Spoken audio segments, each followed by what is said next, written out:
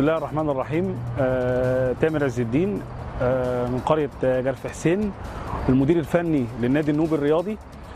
طبعا احنا الحمد لله وبتوفيق الله ابتدينا الدوري وتعادلنا اول ماتش، وبنسعى ان شاء الله ان احنا يكون لنا نصيب ونصعد للدرجه الثالثه. طبعا ان في ناس كتيره بتدعم الفريق، بس برضو احنا الامكانيات عندنا مش كافيه.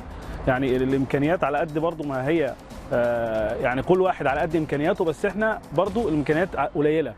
فاحنا برضو بنشوف الناس اللي بتعرف تدعمنا من ابناء النوبه، لان احنا ده اول فريق نوبي يلعب دوري في الدرجه الرابعه. الفريق كله انا مختار 25 لعيب، ال 25 لعيب كلهم نوبيين من ابناء النوبه، ما عدا طبعا حارس المرمى معانا يعني مصري. من الدورات النوبيه اللي كانت اقيمت في ترى الاسمنت، دوره جرشه، ابتدينا احنا يعني الكابتن تامر فكر في تكوين فريق نوبي. الكابتن حسام ابراهيم المدير الاداري، وكابتن كورشي، وكابتن حسني عوض، وكابتن عمرو صالح. ده يعني ده الجهاز، كل واحد كان ليه دور بيعمله في الفرقه، والحمد لله كونا الفرقه واشتغلنا معاهم من بدايه زي ما قلت من شهر 11. كنا بنتمرن في ملعب قصر الاهرام. بعد كده فكرنا ان احنا نعمل مطوشه وديه. ابتدينا يعني طبعا ما كانش يهمنا النتيجه قد ما يهمنا ان اللعيبه تتعود على الملعب ال11، يحبوا النوبه، يحبوا بعضهم. فده كان اهم هدف لينا، ان احنا نعود اللعيبه ان هي تقف ازاي في ملعب ال11.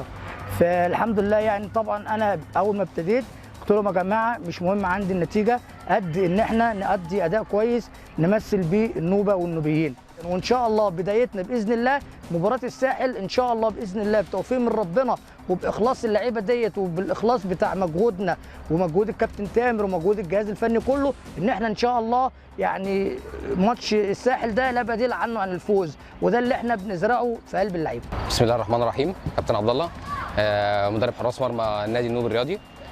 الحمد لله احنا اخترنا افضل 3 عناصر موجودين على مستوى النوبه، النوبه اللي موجوده في القاهره كفرق نوبيه. الحمد لله يعني هم دلوقتي جاهزين بمستوى يليق ان هم يلعبوا دوري، وان شاء الله نصعد بيهم بالكفاءه والجوده اللي موجوده على اللعيبه ان هم يصعدوا بيها. واحنا طبعا بيشرفنا ان تلفزيون النوبه يبقى ينقل مباريات الدوري الدرجه الرابعه اللي احنا بنلعبه حاليا، واي فرقه نوبيه بتلعب في الدوري او دوري مراكز الشباب ان التلفزيون النوبي ينقله، ويعني يكون افضل ان هو يكون بث مباشر، وهيكون شرفنا كلنا. معاكم عمرو صالح، مدرب عام في النادي النوبي من جدة. على فكره التلفزيون النوبي دي طبعا فكره ممتازه، لان احنا زمان ما كناش عندنا القناه الثامنه من اسوان، فان يبقى في تلفزيون نوبي ونعبدين، فده حفز الناس كلها ان هي تقدر تعمل انشطه رياضيه ثقافيه، ونقدر نلم النوبيين ونقدر نعرف الناس كلها ايه هي النوبه.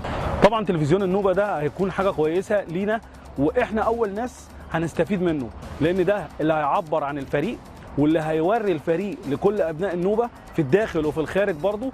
فطبعا ان تلفزيون النوبه ان هو يكون حاجه بتعبر عن النوبه كلها، فاحنا بالموضوع ده هيبقى كويس جدا وهيبقى سند لينا، وهتبقى القناه طبعا دعم لينا، واحنا مبسوطين ان القناه يعني متزامنه مع بدء الفريق للدوري.